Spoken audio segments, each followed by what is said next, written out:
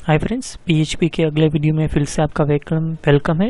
Beginner videos में increment operator, decrement operator last के video में हमने देखे थे।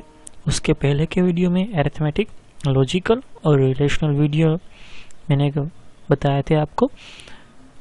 उसमें दो जो ऑपरेटर मैंने बताया थे, डबल इक्वल टू और ट्रिपल इक्वल टू, उसके बारे में हम पहले बात करेंगे।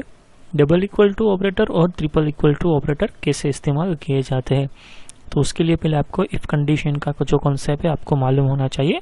तो उसके लिए आप पहले इफ कंडीशन का जो मैंने वीडियो बनाई है प्लीज़ उसे चेक कर लीजिए। अब उसकी लिंक कमेंट में या डिस्क्रिप्शन में भी फाइंड कर सकते हैं, मैंने ऐड की हुई है। तो पहले दो वेरिएबल लेते हैं पीएचपी में हम। उसके लिए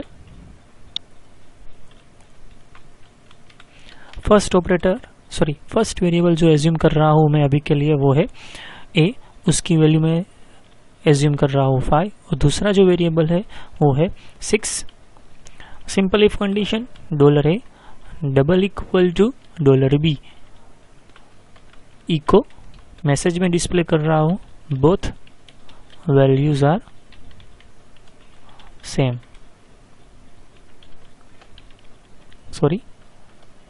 बस इतना ही अभी के लिए हम डिस्प्ले कर रहा है और पीएचपी को यहाँ पे कंप्लीट कर देते हैं। इसको सेव कर लेते हैं पहले हम।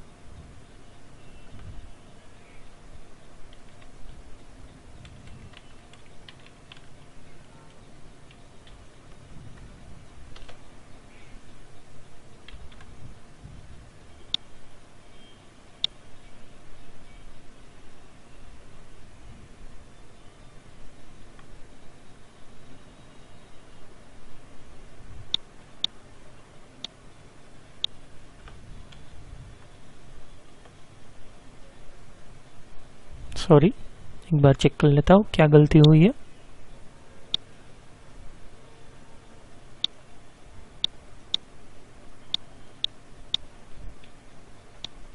गलत एक्सटेंशन से वो सेव हो गया है।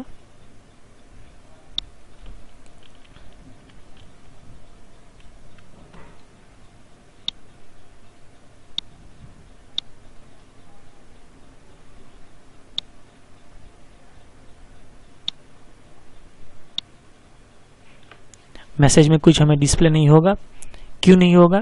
क्योंकि ए की वैल्यू जो अभी के लिए वो है 5 और बी की जो वैल्यू अभी के लिए वो है 6। तो दोनों की वैल्यू मैसेज डिस्प्ले करवाने के लिए हम सेम कर डालते हैं 5। फिर से प्रोग्राम को रिफ्रेश करेंगे तो हमें message right hand side display होगा बोथ वैल्यूज आर सेम। अब जो देखने की बात है वो है क्या है कि मैं ए की वैल्यू इंटीजर में ही रख रहा हूँ और बी की वैल्यू जो मैं कर डालता हूँ स्ट्रिंग फॉर्मेट में, या फिर बोल सकते हैं आप कैरेक्टर फॉर्मेट में भी। फिर से मैं प्रोग्राम को सेव करके रिफ्रेश करूंगा तो हमें वही मैसेज फिर से डिस्प्ले होगा both values are same. Actual में वो नहीं है। क्यों नहीं है? क्योंकि ए की वैल्यू जो है वो है इंटीजर की और बी की वैल्यू जो है वो है स्ट्रिंग की, या फिर बोल सकते हैं कैरेक्टर की। तो दोनों वैल्यू सेम नहीं है।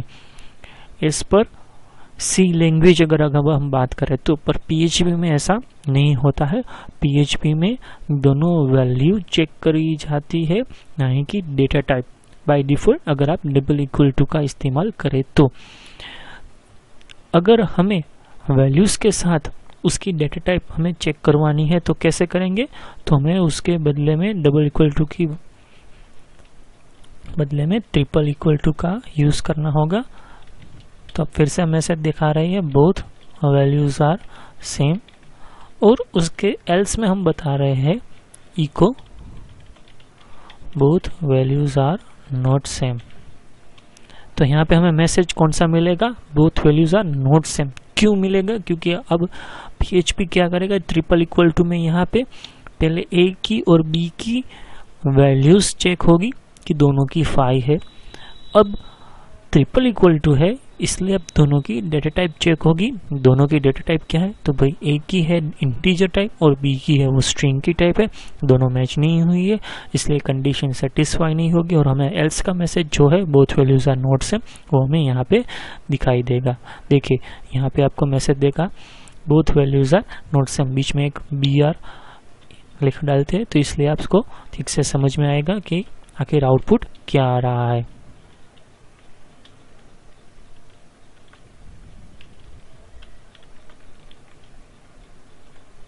Both values are not same. कोई भी डेटा टाइप हो, कोई भी वेरिएबल हो, तो पहले हमें यह देखना है दोनों की वैल्यू के साथ अगर डेटा टाइप सेम है तभी ट्रिपल इक्वल टू में हमें कंडीशन सेटिस्फाई होगी। ज़्यादातर ट्रिपल इक्वल टू का इस्तेमाल नहीं किया जाता। क्यों नहीं इस्तेमाल किया जाता अगर ये बात करें तो, अगर यूज़र जब भी कोई भी वैल्यू इनपुट करता है तो वो आया फॉर्म, जो मैंने आगे के वीडियो में बताया है। यूज़र HTML का जो फॉर्म है उसकी मदद से वैल्यू इनपुट करता है। टेक्स्ट बॉक्स है, रेडियो बटन है, ड्रॉप डाउन है, या फिर टेक्स्ट एरिया है, उसमें जब भी आप कुछ भी वैल्यू टाइप करते हैं, सर्वर में सेंड करते हैं, तो बाय डिफ़ॉल्ट उसकी वैल्यू हमेशा स्ट्रिंग ही होती है।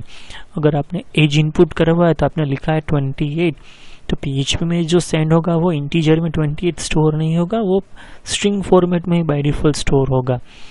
तो ज़्यादातर डबल इक्वल टू का इस्तेमाल किया जाता है और बहुत ही ऐसे रेयर केसेस है जिसमें ट्रिपल इक्वल टू का इस्तेमाल किया जाता है।